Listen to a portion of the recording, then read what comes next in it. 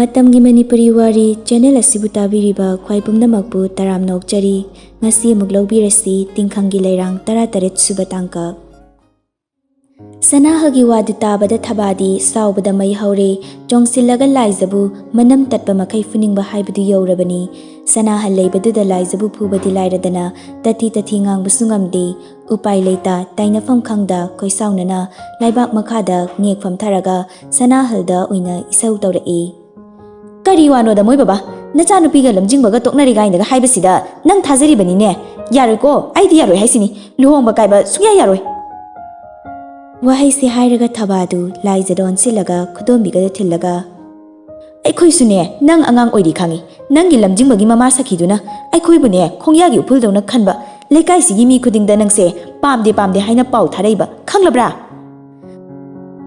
Magi sakhiduna napaga aiga bulambi da thatlaga kari sulaitana ngangbuda mana tangam halaroi khanbagi loyumbasune afaba mi oibaduda matang jaringai sida nangbul hongnaba sinbani Laizadu tumina lei thabasu sanahalna sauraknaba mawngda ngangba lepte Nangnadi talamjingba hariba nangi talamjingba oiba yarui napunsido lamakhangda mangkhini nangna pamliba lamjingbagi mama sakhiduna nang chathokpigini haibani ibema Napabu mina ushitana ngangbaduro nangna pamlibase moi baba nachanupi wa lawganu afaba haibase pak phangadaba leiti aduna luhongkinaba tawsi Sanahaldu tumina tari laizadu wahai amata khumlakte khumnabasu leite thabana haribadu achumbasu yauri thabasu hanba leite kappu kapkhalai Sakhina lambida khatnaba numituda aini chawarakani nangsu waro hairambani napase lairajarabasu macha warak pangamba mapadi ohelu Kaigumba aikhoina haibasi yadadana luhongbasi kairaba aina kaidogi yingunang nangise aibu apopi nama nattabagi aina sinbase nang yaningdaba natro Ma Laizadu taba ngamlaktre hi kapthora sanahadu fukhawgalaga Thaba yare khara ngangladi ai mapani aina fanaba singani mapana thorolo wari sanasi Thabadu mapide taithokna Kari wari no hujik sana duisibo wari sana bagi matam nate hujik ai migi mamangda choppa yaroi Tanjadu de Ningthoi se changsilaklaga Ima icheni yaningdadi haidokro kaino minu sinadaba nupaduga punsi chupa kamai lemine duino noi munga Ningthoi gi wadu loidringai thabadu chakman kidana Ningthoi gi mamaida tharakpani laizadu mamaidu fatnon khalaklaga Ningthoi du tumina laikre Nachindu thiko banang Asukluraba tanphamsida aigi mayokta lepasari angangdi angang oina dum leyu angi wari de yarakanu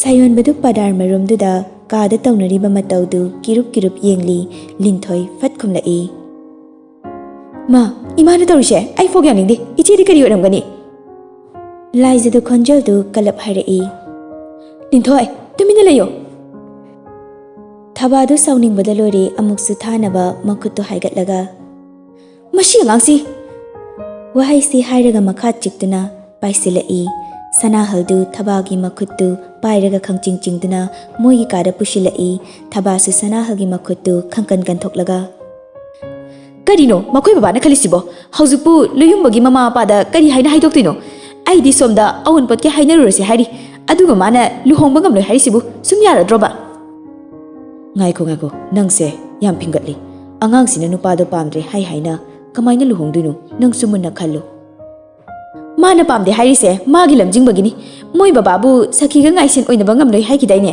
karigumba luhongbasibu kairaba nacha nupise nang aina hairabasu yaroi lamjingbada dum chenkhini adu su yaroi hoine adu aina hairise sumaina tawsi mana lamjingbaga toknaroi haijilini nangi nacha nupi monthak pisibu Sanahagi waga loide thabana haijilakpana hali sanahaldu khonjaldu kantak laukhalai Ngaiko he aina harisha hana tako mana de engonda toknarage hairidana aduda tha amani chontharaga laizigi mawong yengthokpa oina luyumbaga khara loina hanbai khoina sinba tari asida mana yadraba khudaktura luhonggadabani Sanahagi wadu fajana tade thabadu laizana luhongba ngamloi haibududani manakongduna nillaga leire phamangduna ngekpham tharaga makhong makhut sangna tingthoklaga okhongna kapkhalai Haujikpu aibu Migi mama mapaduda luhongba yaitholuksi kamaina hairuduino makoi baba nacha nupina khalisibu karino ai makta ai sijaningle tako aina migi mamangda choplaga nang peloko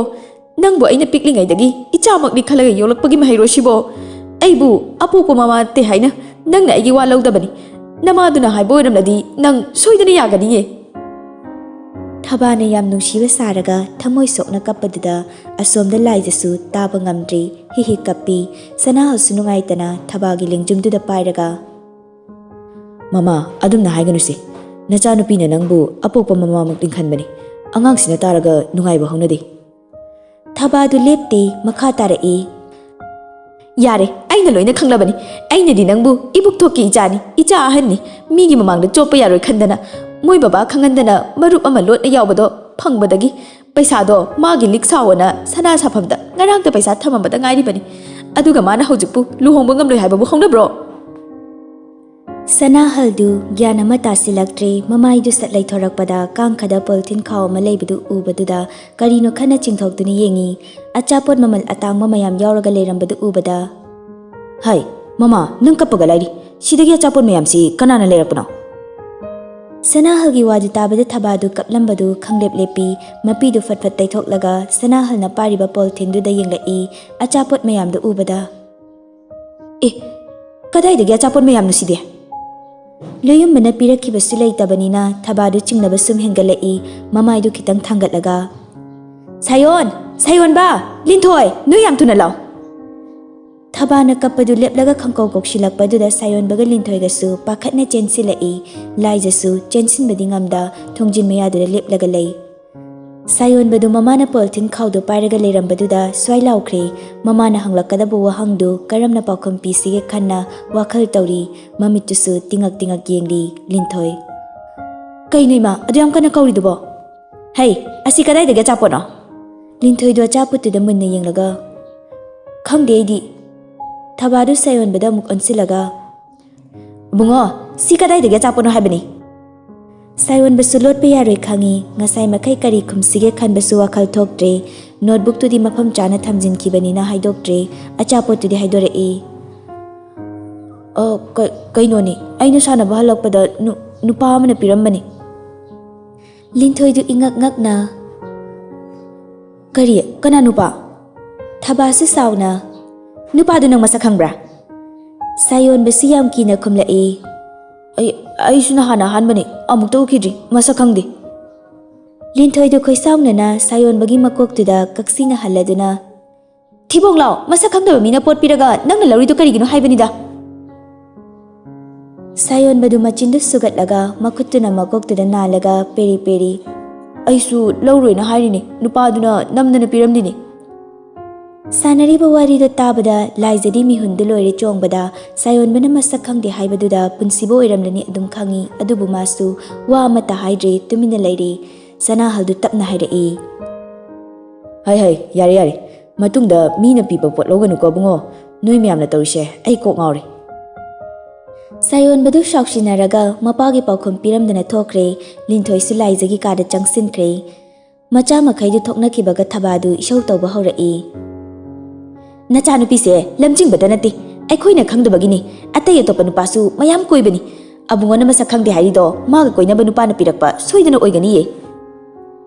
Thabagi wadu tabada Sanahalsu tumina lei thabasu wakhalda sukhali ngakha nangnasu aibu chopnaba sinbasai phasana haibadi yadrabanina mina hinjalaktringaida pharga jalanba taredana thaba aina torakpado yengu matamdura nang napasina nangi michangda lepibra yenge.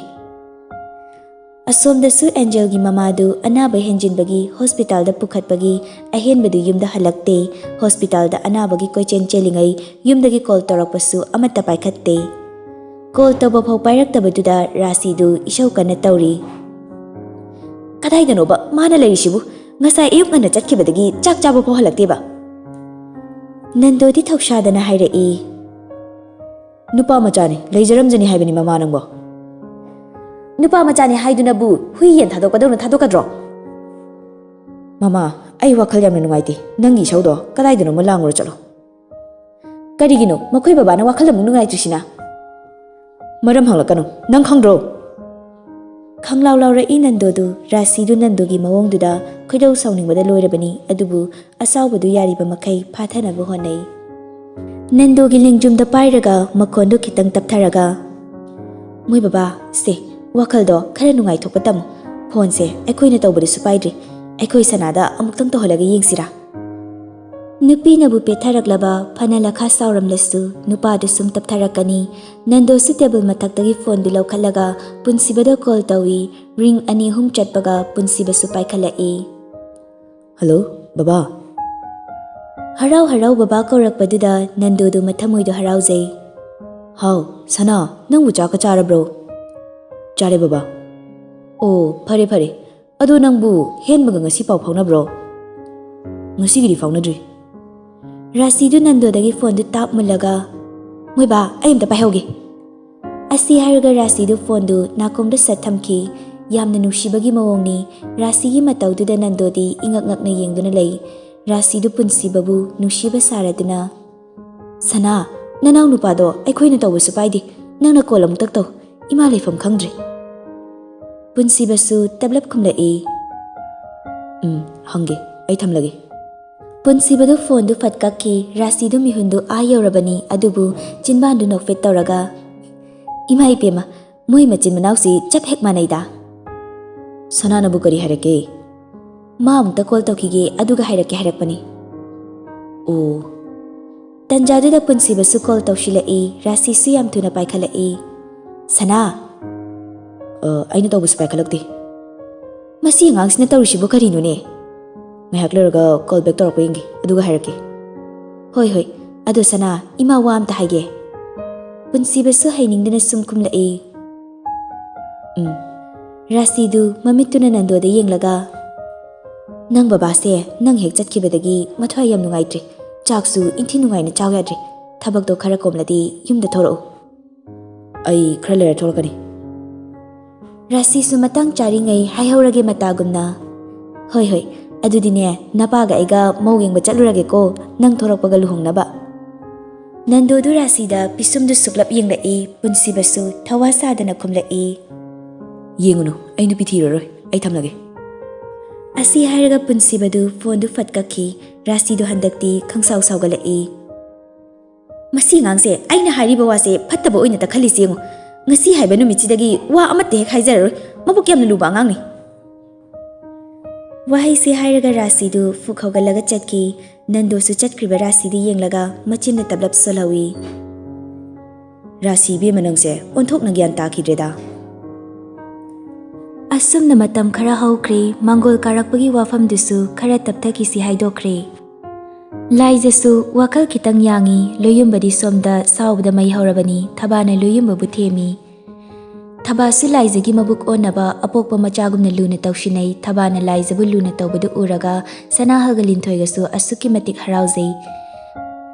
Laijasu numit kharani dudi wakal nungaina leijai luhongbagi wafamsu haudoknakidri aduga laijasu yumdagi mapandi thokande.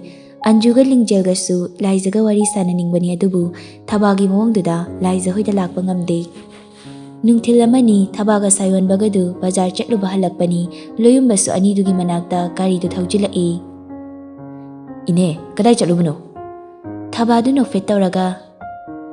Haima loyumba ine abungogi khungup leirubane nangbu kadaida chatlubano? Loyumbadu nokfet tawraga. Aisu kainoma leiba laambani ai thilamagini sida kakalo. Thabadu sayonbadon silaga. Hai abungo asida tongkrasi nang maningda karao. Sayonbadu mamada mamitu faini yenglaga. Hoi. Sayonbasu maningda kakatkre thabasu mamang shituda kakalai loyumbasu garidu tablap thauba hawi. Kamain tawsigine laijina khalisibu karino. Yumdadi ima hoina Mangol kasilaga matamdo satlep-silasi haibana khangba ngamdre. Hoini he adusu chumi. Laijado magi lamjingba haidu nataba amasu leiri malini he inesu matha sabana lori. Loyumbadu pisumdu khangsuk chillaga. Kai lamdagini ine noi khundagiro? Nateda a Imphaldagini haigum tawi paisasu yam pai male aidi masaka khangde. Aduna loyumba wase lusilakadori ine wa haige. Thabagi wadu tabada loyumbadu masadu fingalai. As adu yorogadi ai sum sauningakadori dini aidi chopa yaba minate. Ngaiko nang amta saukinu inina harise amta takho. Hayu ini inina hainingbado aigi wadi luhongbase thinthaba pamdre Laizana yadrabasu namdana honglasi. Laizana luhongbasi yadradi ai namdana chelage. Hoini aduginine ain harisisu sumain torse nangi mamasu laizana haibadane sum illaga leire aduna hainaraga mangol karaga luhongbase pak oigadaba mandre ainasu nahan hairiduni adudine kamdose habano ai laizabu chenkrage. Hoini aina harisi taw hayengse aikhoi lambakta lila lei laizase ai ngamnaba puthoraklage aduga nangsu namanaba kharaga lakminarga pharaga sum chenkro chenbu cheladi khudakte hekta luhonglasi. Thabagi wadu tabada tungda tongliba sayon badu mamitu khanglaw lawthui luyumbadi hayengmak chenba palakpaduda asawbadu strai mangkhre laiza chelani khanbagi masadu harawbana lori nokmi Ine adudi hayengse soidanaba hekta tawrasi ai yumda sahairamlage.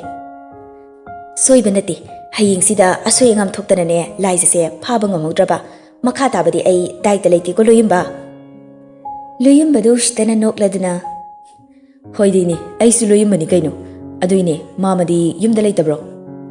Ngasibudi lehawi ado hayeng ayuk ngana chatkrani. Oh fare adudi ai hayengse ready da lagi. Asi hairaga gari du khangkhang khami loyumbadu thabadon chilaga Yum yore ini. Thabaso koibadu haifet yenglaga haima wari nungairi ngaida thongal yoba khanghaudreni he. Asi hairam laga thabadu sayon bada yengladuna Abungo kumlo lao.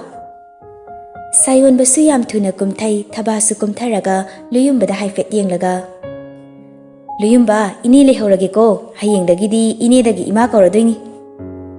Luyumbadu nokfet tawraga waletagi chonga chabi khara lauthoklaglaga Sene khudakta hongladi nahangi paisa duna konaroi. Thabadi kaiba khangba mi nate paisa du tap lawraga Hoi aduri nangsu chatlo ko ine su changkhrage soibi yadabani ko. Luyumbasu hoi haibagum nokfet tawramlaga wakal nungaina mayumda hankre thabaga sayon bagasu imungda prap changlai laizagi kada changsilaktuna Laiza su masadu ipa pakhatna Ma kai haige se imana nangi purit ama leirakpani disilaga chabrana yengu. Laiza du mamagi minungsi haibadu handakak phangjaba mikupsida thababu mama makni khana nungsibadu khangen henjilai mamitta mapi ira cheladuna furitda yengduna lei thabadu laizagi mawongduda phamung machiduda famtharaga Kaidauragi napiga omlisibu angau bisidi se furitsi yengsi haraga. Laiza du mapidu fatfat taithoklaga thabadagi furitu lawraga nokmi furitu de yenglaga yam phajei ma Thabadu laizabu yam nungshiba saraga laizagi makoktuda tapna nanthabiraga Hayengdi lampakta lila lei haye abungo hoi Ningthoi dine parikha leibanina haidu uranu aikhoi anine lotna lila yengusi. Laizadi khangjadabanina hoima babana yaragadra Napa hayeng chatkrani nganna chatrasu lila horamdai chatsi kaino phuri liselo haraga. Laizasu furitu lisilaga yam harauna chapchari ma Fare machuse aina angangbasina phajeina masi oina lorapani. Laizadu nokmi furituda yengli thabadu mana siliba plansi mai paklani haibagi matagum nokfet tawraduna Nang phi sagadabado sadokduro imasu chak thonglugige ado hojiki furitu litkinuko hayeng nang lila yengbada litkadabani ko. Laizasu thabadu nuksina yenglaga hoima Thabadu kadudagi thokre laizasu furitu lauthoklaga ningthina thupchinduna thanamlaga mapanda thorai phisa gonduda kakhatli aduga wakhalda sukhali hayeng lila yengba chatladi anjuga lingjagada thengnarani Matangi numitni sanahaldu ayuk ngana thabak chatkre laizasu mamana haidokanu haibiduda Ningthoina lila yengba chatkadra hanglabasu chatloi haina aduma khumli Numidangdu Ningthoiga sayon baga tumhalamlaga thabaga laizagasu lotna lila yengba lai luyumbasu numit tadringaidagi lila tofam lampaktuda mamanaba kharaga ngaiduna leirabani Laiza hoina lampak yobaga lila sahore laizagi wakhaldadi mamanabi anidu unaba fanglani khanjakibani adubu lila sahoujinkiba duda mayam maraktuda yengba natana upai leite Luyumbadu achapot mayam leiraga mayam maraktuda changlaga laizada pi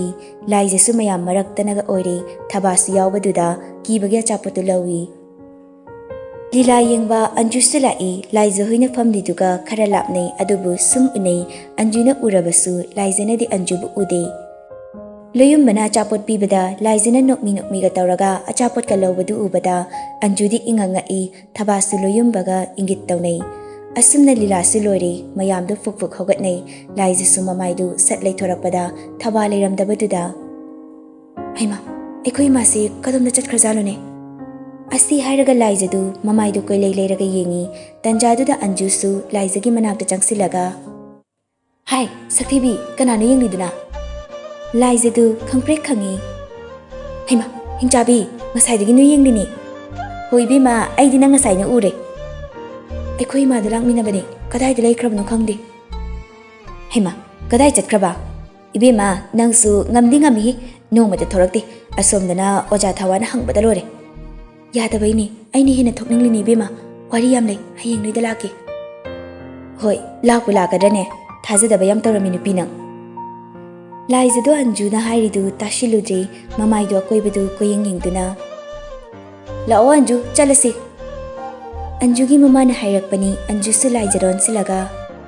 Laiza mi somta laitre chatminarasi lawadana nuyum phok thinbiramge. Laizasu mamaidu leithoklaga haifet yenglaga. Hoi chatsi mi amta leiba udre. Noina masek pidura chatke chatsanu aikhoiga chatminasi. Asumna Laizadu Anjuga wari sanaraga halakminai. Ningjildi kaidoraba. Moi ima masa ngamaude hairami kayoina narino khangdi hayengdi amta hangbirugi.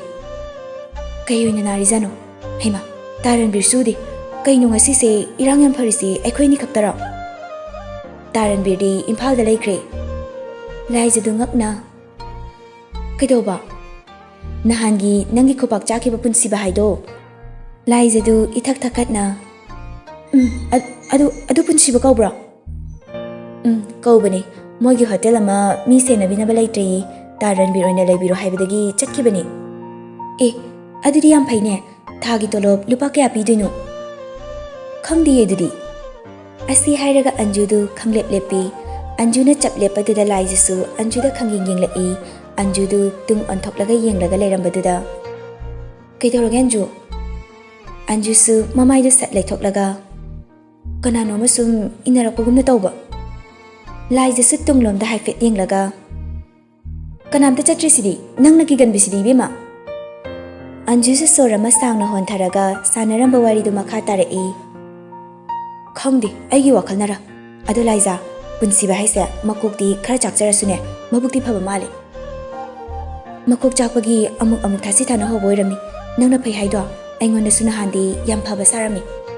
Asi hairaga Anjuga Laizaga su khangnongno Anjusu makha tarai. Khangde da Laiza taran be leitabase wakhalsi nungaiti. Adu Laiza nangna hangi luhonggi wafamdo kamdauba.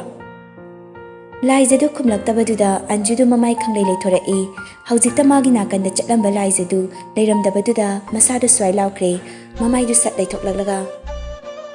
Ima! Inama! Anjuna pakhatna kaurakpaduda manamaga mamagasu chatlambadu chaklepdaga mamaidu yam thuna leithorai. Anju matomda lepdaga leirambaduda Anju mama leihaudu ingangakna. Haima! Kaino nanga Laizaga chatmina haudaine Laizana kadai leihoraba. Anjudu akoibaduda mamaidu fatfat leithoklaga yenglaga khonjeldu latlat tawraduna. Aduni hojitaiga wari sanaraga lakpani. Aina wa haibada khumlaktena mai leithorakpada Laizadu leiramdre.